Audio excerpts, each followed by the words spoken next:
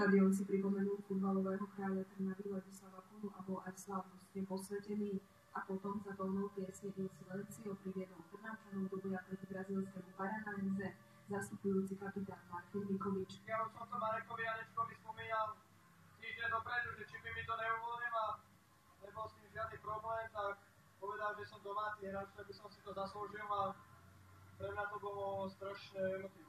Ani v druhom zápase neboli domáci úspešní. Spartak prehral 0-2 a na gólový krst nového štadióna si teda musí ešte počkať. To si nechávame na žil. Som rád, že som ťa Spartak Trnava, že som sa toho dožil.